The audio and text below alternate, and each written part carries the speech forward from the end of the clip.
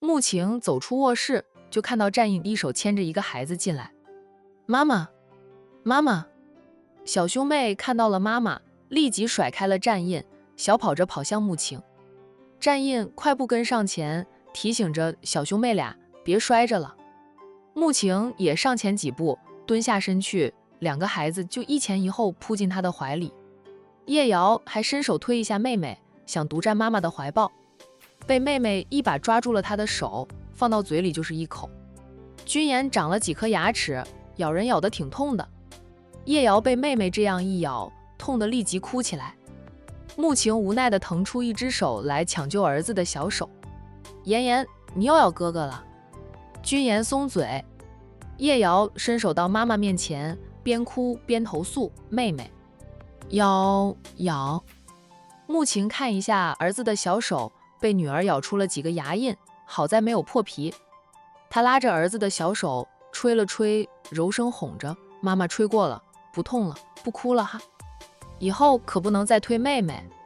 小兄妹俩感情好是好，却也避免不了争玩具争宠，有时候也会大打出手。君言是人狠话不多，总是出其不意就出手。叶瑶经常被妹妹打得哇哇哭，要不就是被咬，像刚才那样。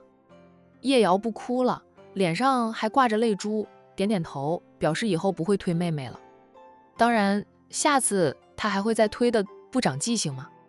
君言也伸出小手到妈妈面前，要妈妈也吹一吹她的手。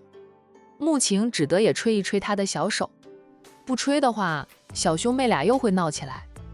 家有双胞胎，做什么都要做到一碗水端平呀，否则两个孩子就会打起来，闹得家无宁日。战印笑道：妍妍是个能动手就不想动口的人。穆晴站起来，一边手牵着一个，颇为无奈的道：他像极了他爸，话不多，却腹黑得很。现在家里一共有5个孩子，妍妍是排第4的，但上面3个哥哥，下面1个弟弟都会被他欺负。不过若是和其他人的孩子玩，闹矛盾时，他又懂得要帮自家兄弟，打架一起上呢。还有杨希的儿子也是小跟班，叶君博每次都很骄傲地说，他家闺女以后绝对会是个女强人，风尘集团可以交到女儿手里。穆晴说，他不是说不让女儿接班吗？舍不得女儿累。他就笑，以后的事谁知道呢？说不定下一代的接班人真是君言呢。穆晴带着一双儿女进了卧室。海童笑问，怎么了？叶瑶又输给妹吗？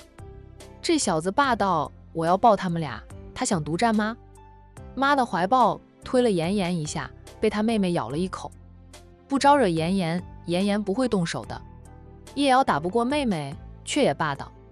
咦，叶瑶记起了海童，她很欢喜的小跑过来，就想爬上床。床有点高，她还小，爬了一下都没有爬上去。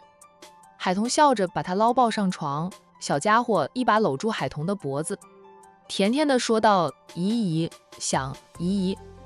叶瑶想姨姨了是吧？姨姨也很想你和妹妹呢。穆晴抱起了女儿，让女儿也坐在床上。小丫头也叫了海童一声姨姨。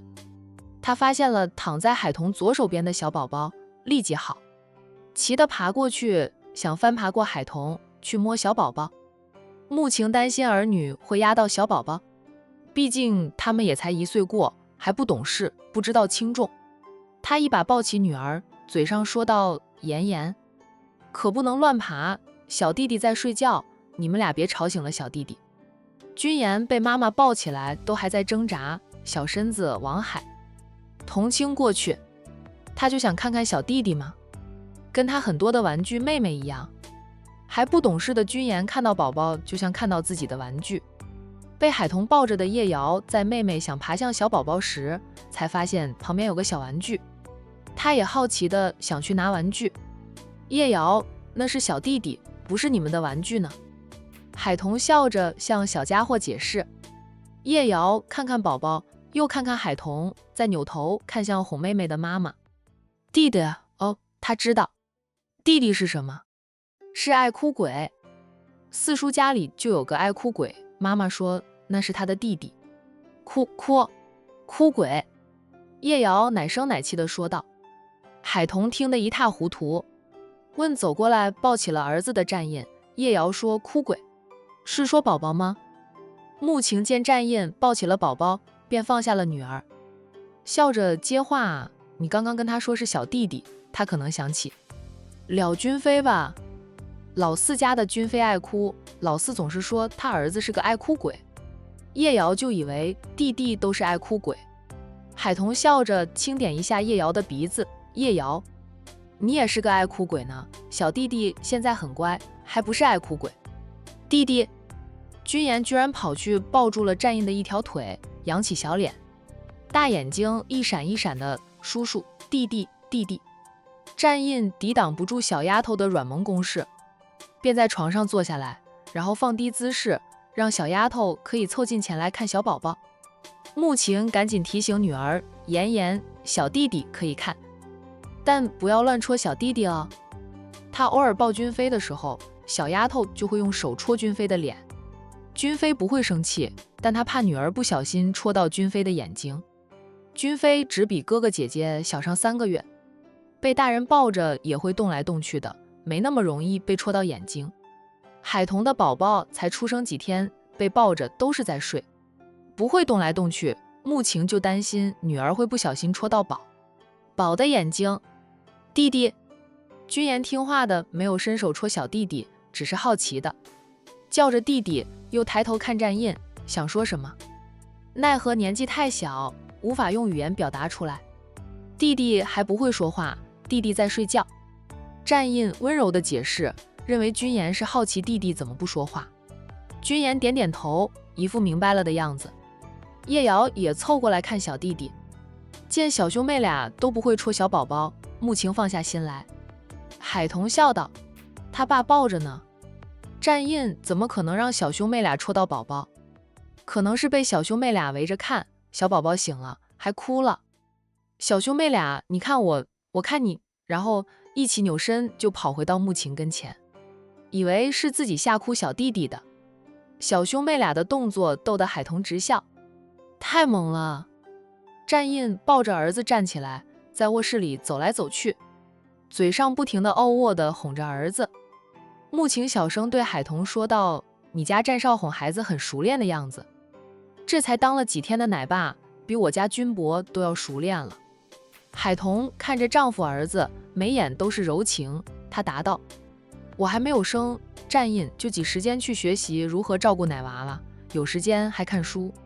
我孕期里都没怎么看过书，他看了不少。他说他照顾孩子就行，让我不用操那个心。海童深情的道，晴晴这辈子能嫁与他为妻，我很幸运，3生有幸。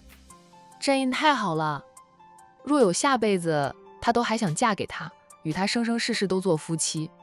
穆晴笑，那是你很幸运的，宝宝可能饿了，你先喂孩子，我带2个小家伙下楼去找他们的爸。战印在恋爱期间经常烦着叶君伯，跟叶君伯学着怎么哄妻宠妻，如今他做出比叶君伯更好了，青出于蓝更胜蓝。叶君伯都在心里嘀咕，得亏他这个当师傅的是有了娇妻爱子的，否则被战印比下去，他娶老婆都困难。好，穆晴让2个孩子和海童说再见，小兄妹俩向海童挥挥小手，便被妈妈带着走出了海童的房间。叶君伯还在楼下坐着，陪着战家的人话家常。看到穆晴带着儿女下楼了，他朝老太太等人歉意的点点头，便起身走过去，抱起了女儿。叶瑶也朝爸爸伸出双手要抱抱。抱着女儿已经转身了的叶君伯听到儿子着急叫一声爸爸，他扭头见儿子小手伸得老长，他才抱起了儿子。穆晴说你呀，偏心的也太明显了吧，以往都是你抱儿子，我抱女儿，没想那么多。